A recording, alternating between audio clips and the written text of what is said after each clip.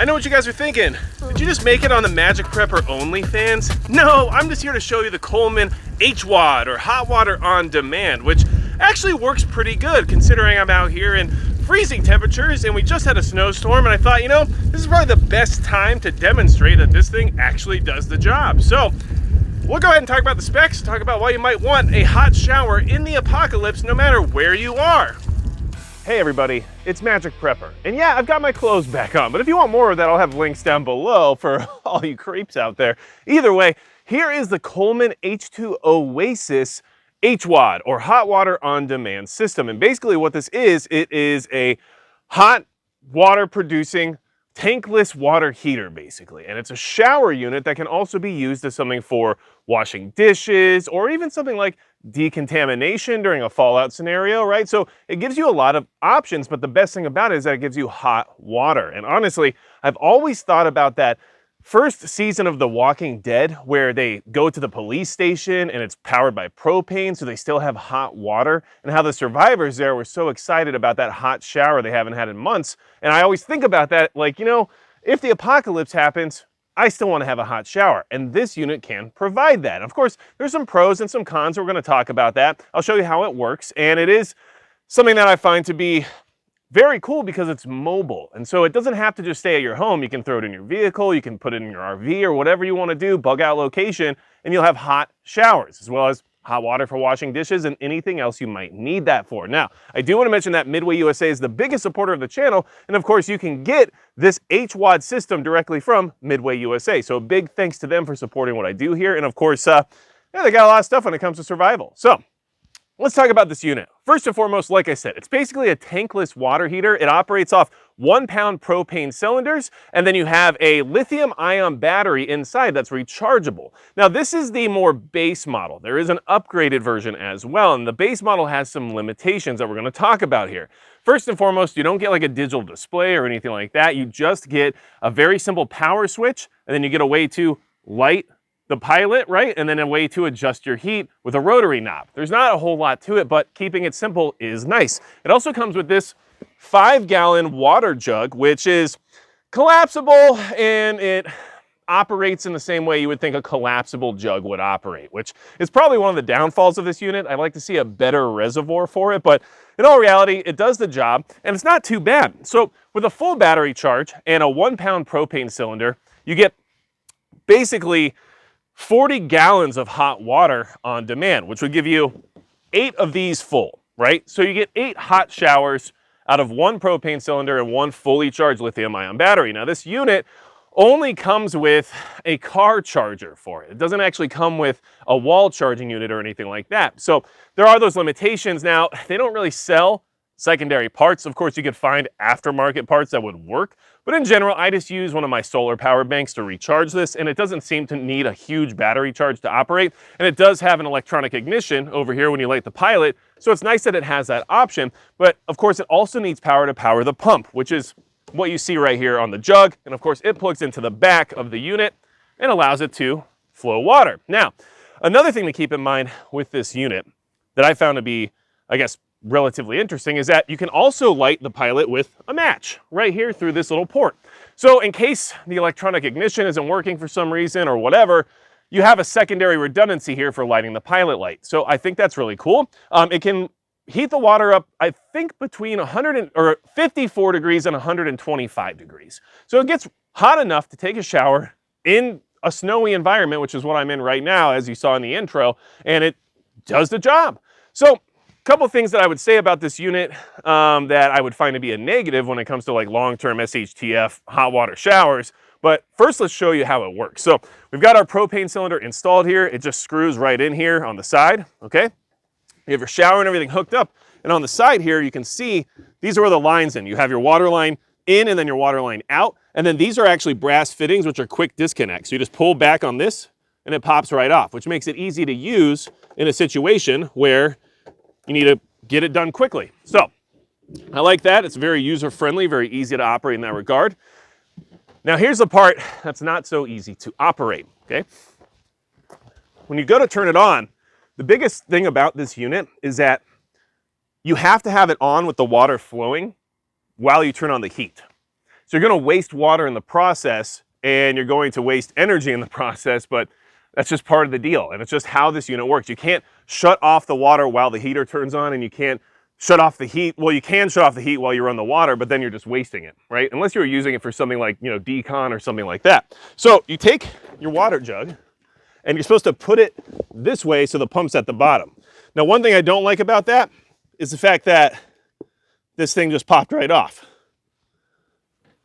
All right, so we got that hooked back up. It just popped out because I had it in a weird angle. But you're supposed to turn this thing sideways so that the pump is at the bottom, okay?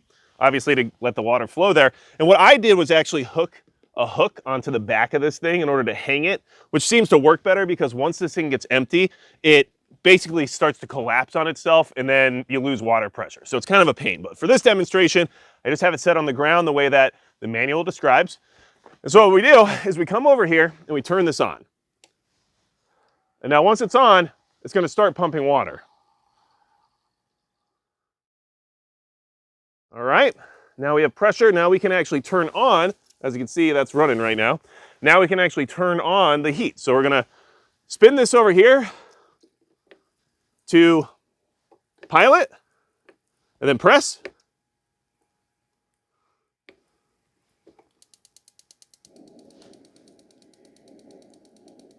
Now you can hear we have a flame going.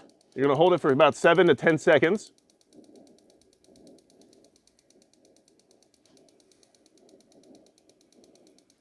All right, we are on.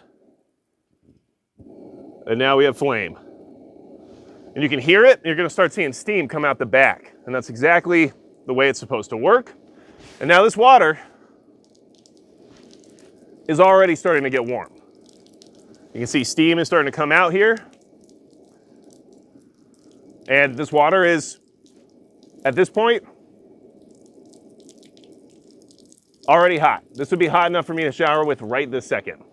So, very simple to use, very simple design, kind of idiot-proof in many ways, but like I said, it has some limitations. The water has to be running.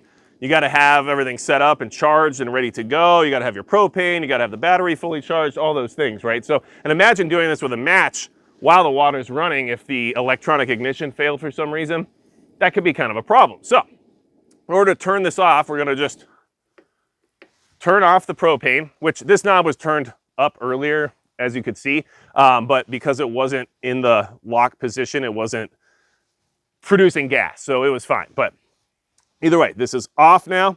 We can just turn off the power, which shuts off the pump. And now we're back in business, okay? So, and like I'll show you here, you can see how the bag started to kind of collapse. So that's what I was talking about. That's why I think hanging it might be the way to go. All right. So what are some of the limitations on this device? What are some of the things that concern me a little bit? Well, first off, you can't just like order parts for it. Coleman doesn't have just like a bunch of extra stuff for this unit that you can stock up on. So I have a feeling once it breaks, if you're out of warranty, you're either gonna pay to fix it or just replace it. And that could be problematic. Now, I have seen some people say that the battery loses charge to a certain point and then won't charge, but it is lithium-ion. A lot of people don't realize you're supposed to keep those charged and you can't just let them die all the way to 0% and then never touch them again for years and then expect it to work properly. So that is something to keep in mind. I do believe the battery is replaceable, but I just don't know how you get all these different parts from Coleman without filing some kind of a repair or warranty request, because they don't just sell them obviously anywhere, right? So that's an issue. But all in all, from what I can tell anyway, from using this a little bit that I have, everything works the way it's supposed to. Now this unit is a little bit under $400, which is somewhat price prohibitive. But if you want to be able to have a hot shower, either at your home with no power, or out at your bug out location, out on a camping trip, on a boat, I mean, I don't care where. Anywhere you want to have a hot shower where you have access to water, and you have a propane tank, and you have a charged battery, I mean, you can have a hot shower. So there's some cool benefits to this, and I like the idea that I can use it to have not only a hot shower, but wash dishes or clean things that need that hot water to really help sterilize them, and also just use the shower function as a spray hose. I don't have to have the hot water function going in order to use this, which means for some kind of decontamination situation or anything else that I want to have a portable solution for, I can use it for that. And I think there's definitely some benefits there. Longevity-wise, I don't know how long this unit would last with regular use, just because, I mean, it's Coleman, which isn't necessarily like top tier camping equipment, right? But it also is pretty simplistic, which means there's not a lot to go wrong. And so far in my testing, everything has worked the way it's supposed to.